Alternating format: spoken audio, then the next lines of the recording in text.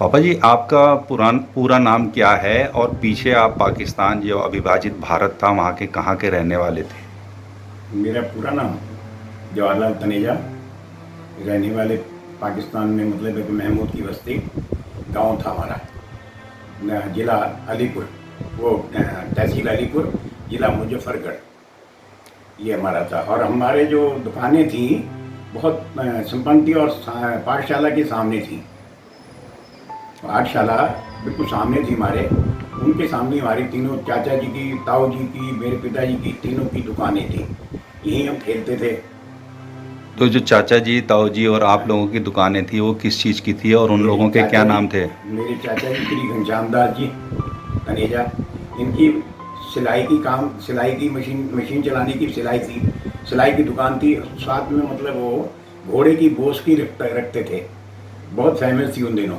उनके थान वगैरह ये चीज़ें भी ला करके रखते थे। कपड़े का भी साथ में रखता था, क्योंकि गांव था ना एक, तो उसके नाते मतलब है कि वो कपड़े का भी थोड़ा सा व्यापार साथ में रखते थे। सिलाई भी करते थे और कपड़े। मेरे पिताजी श्री जसूराम जी तनेजा, इनका किराने का काम था। जैसे गांव है, अनाज खरीद लिया, कुछ दिनों बाद मतलब है कि थोड़ा महंगा बिका, तो वो मतलब महंगा बेच देते थे। मतलब इस प्रकार से करीब करीब किराने का सारा काम था। मेरे चाचा जी उदादास जी तनेजा, उनका मतलब है अपना पंसारी का काम था। और साथ में वैद्य का काम भी करते थे। नाड़ी वगैरह देखना, उनकी दवाइयाँ देना, नुस्खे मतलब है कि ये देना, ये सारा काम उनका था। आपने बचपन में वहीं पर पढ़ाई वढ़ाई की होगी या मैं शुरुआत करी? पाठशाला में ही गया था अभी। तो क्योंकि मतलब छोटी सी उम्र थी, ज़्यादा तो थी नहीं। 6 साढ़े 6 साल की उम्र में चले जाते थे बच्चे उन दिनों। मैं तख्ती लेकर के जाया करता था।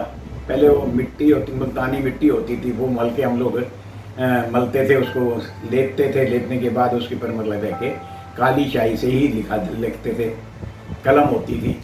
आजकल तो बहुत सारे पेन वगैरह हो गए हैं, लेकिन उन दिनों में कलम ही मिलती थी सांटे की, उससे हम लोग लिखा करते थे।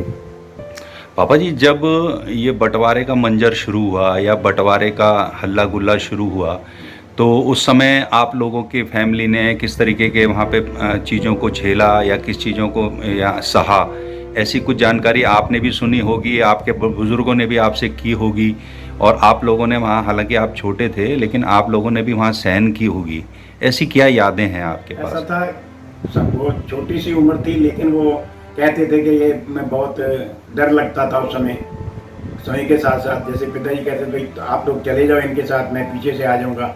हम कहते थे भाई आप क्यों पीछे आओगे, हमारे साथ ही चलो। हम लोग तो मामा जी के साथ मतलब है कि चले आए डिस्ट्रिक्ट मुजफ्फरगढ़, क्यों से वहीं से रेल मिलती थी। उसके बाद मतलब पिताजी को देखते रहे कि कब आएंगे, कैसे आएंगे। ना हमारे चाचा जी आए, ना हमारे ताऊ जी आए। खैर पिताजी तो 2-3 दिन बाद ही मतलब पहुंच गए, लेकिन चाचा जी और मतलब ताऊ जी वहीं रह गए। हम लोग तो मतलब है कि 3-4 दिन रेलवे स्टेशन पर ही रहे। उसके बाद हमें वो रेल मिली। लेकिन वहाँ मतलब काफ़ी सारे लोग खड़े रहते थे बंदूक लेकर के। ये पता नहीं कौन कैसे थे, क्या थे, मिलिट्री के जैसे होते हैं, आप देखते हैं तो मिलिट्री है।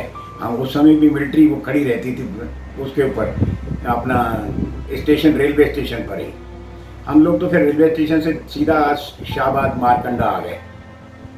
हम लोग कैंपों में, मतलब कैंप में रहे, कैंप में। और पिता, चाचा जी, ताया जी का पता नहीं लगा, लेकिन कुछ दिन बाद उनका भी पता लग गया कि वो आपका सोनीपत कैंपस में पहुंच गए हैं। तो जब आप लोगों का वहाँ पर इतना शोर शराबा था, तो आप लोगों का मकान, आप लोगों के दुकानें वगैरह, वो सब उनका क्या हुआ? कुछ नहीं जी, वो तो हमने अपने हाथों से मतलब क्या करते, कुछ ला तो सकते नहीं थे उसको। हमने फिर वो, हमारे पिताजी बता रहे हैं कि हमने जो हमारे मुश्किल थे, जो हमारे यहाँ काम करते, करिंदे कहते थे, उनको ही दे के आए। ले भाई संभाल, अगर हमने वापस आ गए तो ले लेंगे, नहीं तो ये तुम्हारी है, तुम संभालो। करिंदे थे हमारे, हमारे पीछे मकान था, दुकान के आगे पीछे मकान भी था, वो भी उनको दे के आ गए। जो को थोड़ा बहुत ला सकते थे ले आए, बाकी तो सब वहीं छोड़ छाड़ के ऐसे ही आ गए। ऐसे ही हमारे ताऊ जी का था, वो भी जब वहाँ से चले हैं तो कहने लगे कि कुछ भी नहीं ले पाए, वैसे के वैसे अपने वो करिंदों को, नौकर जो कहते, गुमाश्ते कहते थे, उनको दे के आ गए। तो आज भी मन में ये लगता है कि वो जो मंजर देखा या वो जो आप लोगों ने बचपन में यादें आपके जहन में आ गई तो मन सिहर उठता है? हाँ, मन इस समय भी डरता है कि अगर वहाँ ऐसा हुआ, वहाँ ऐसा हो सकता है, कहीं ऐसा यहाँ ना हो। मन में कभी कभी भाव उठते हैं कि भाई देखो इतनी दूर हम सब कुछ छोड़ छाड़ करके तो आ गए हैं, और पिता परमात्मा की कृपा से यहाँ चलो अपने कारोबार में मतलब किया है, सब कुछ किया है, बनाया है, अब आगे कैसे हो, ये कभी कभी सोच करके बहुत मतलब है कि डर सा महसूस होता है। उसके बाद रामपुर आए, आप जब मतलब शाहबाद मारकंडा से हमें कैंप में से मतलब भागे एक तरीके से समझ लो, वे कैंप में कुछ इतना राशन वगैरह इतनी को सहूलियत तो थी नहीं। तो उसके बाद मतलब हमने क्या किया कि वहाँ जो मकान वगैरह पड़े थे, रात को ताला तोड़ करके उसमें साफ सुथरे करके रहने लग गए। वहीं मतलब हमारे यहाँ अपने यहाँ पंजाब में बबूल बहुत होता है, उसके ठेकेदारी करने लगे, उसको कटवा करके मतलब उसकी छीक छाल और चूर उतारवा देते थे। बाकी वो लकड़ी मतलब है कि मिलिट्री को भी चली जाया करती थी। इस प्रकार से गुजारा करने के लिए फिर कैंप छोड़ करके उसमें आ गए गाँव शहर में।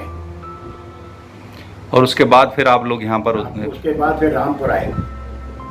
रामपुर मतलब है कि कुछ साल 2 साल वहीं रहे, उसके बाद यहाँ आ गए, पूरी फैमिली यहीं आ गई। आपकी फैमिली में ऐसा तो कुछ नहीं हुआ कोई हादसा या कुछ बंटवारे के समय कि जिसको लेकर के आज भी ये रहता है कि भाई वो हमारा साथ का था वो वहीं छूट गया और हमारे साथ मतलब उनके साथ बहुत बुरा हुआ, ऐसी कुछ आपके मन में कुछ बात है? नहीं, ऐसा हमारे साथ हुआ कुछ नहीं भाई, कोई रह भी नहीं गया वहाँ हमारा रिश्तेदारी में, सारे मतलब आ गए, लेकिन धीरे धीरे मतलब वो आए। बाकी मतलब कोई ऐसा हादसा भी नहीं हुआ जो हम आज उसको देख करके, लेकिन वो कहते हैं ना कि पानी की ज़रूरत, जब गाड़ी में चल रही थी जैसे गाड़ी, तो उसमें मतलब बैठे हुए वो डराते थे कि देखो बाहर निकलना नहीं है, मुंह शक्ल नहीं दिखानी, बाहर मतलब झांकना नहीं है, देखो मैं ये मिलिट्री वाले खड़े हैं। इस प्रकार से मतलब है कि है तब है, वैसे बाकी हम लोग बहुत जल्दी चले आए समझ लो पहले। आप या आपके आसपास कोई ऐसा व्यक्ति है, कोई ऐसा परिवार है जिसने विभाजन का दंश झेला, उस पीड़ा को देखा, सहा, तो आप उसके अनुभवों को भी 5 जन्य के साथ साझा कर सकते हैं, जिसे हम इस श्रृंखला का हिस्सा बनाएंगे।